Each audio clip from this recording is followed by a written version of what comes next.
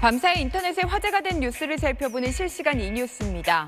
코로나 이후에 재택근무가 일상화되면서 전 세계 기업들이 이 재택근무를 정착시키기 위한 다양한 대책을 내놓고 있습니다.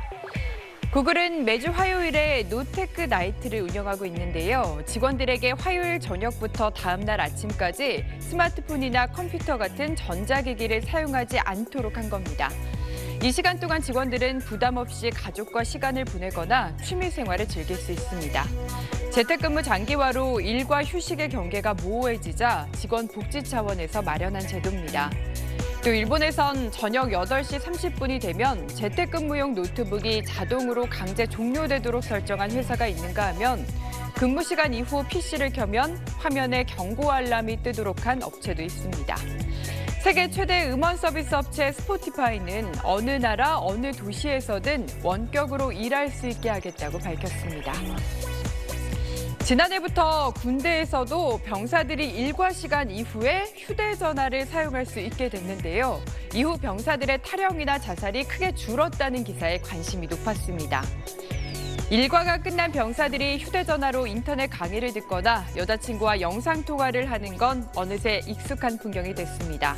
군 당국은 코로나로 휴가와 외출까지 통제된 상황에서 휴대전화 사용이 병사들의 고립감 해소에 큰 도움을 준 것으로 분석했습니다.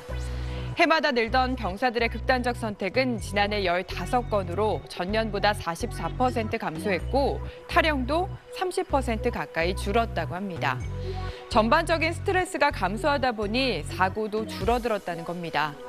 하지만 휴대전화를 사용한 일탈행위나 보안 사고는 여전히 고민입니다.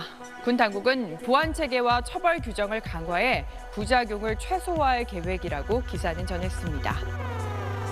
서울의 한 주택 옥상에서 30년 동안 방치돼 있던 시신이 나왔다는 기사도 많이 봤습니다. 설 연휴를 앞둔 지난 10일 서울 동대문구의 한 다세대 주택 옥상에서 오래된 시신 한 구가 발견됐습니다. 대형 고무통 안에 담겨있던 시신은 심하게 부패된 상태였습니다. 건물주가 업체에 옥상 청소를 맡겼는데 청소를 하던 직원이 발견한 겁니다.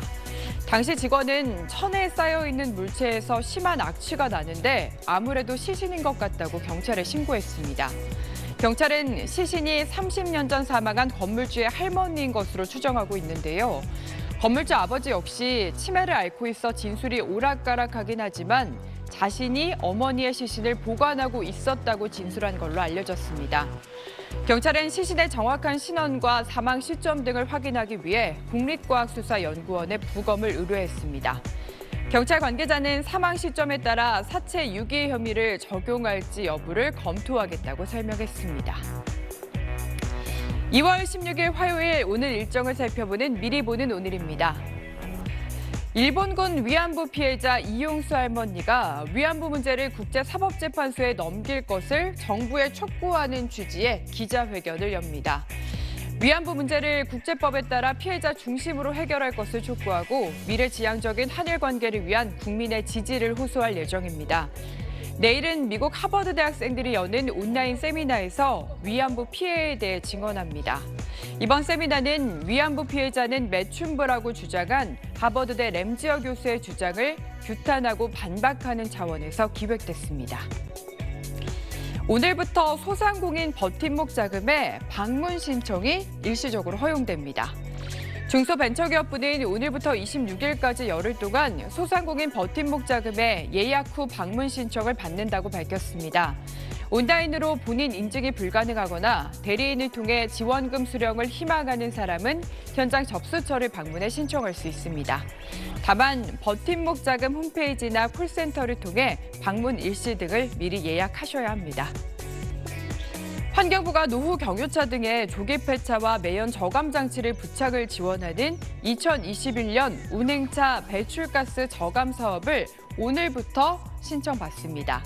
환경부는 올해 6,470억 원의 예산을 투입해 노후 경유차와 건설기계 47만 대에 대해 폐차나 매연 저감 장치 부착을 지원할 예정인데요. 신청은 자동차 배출가스 등급제 홈페이지에서 할 수 있습니다. 지금까지 오늘 일정 살펴봤습니다.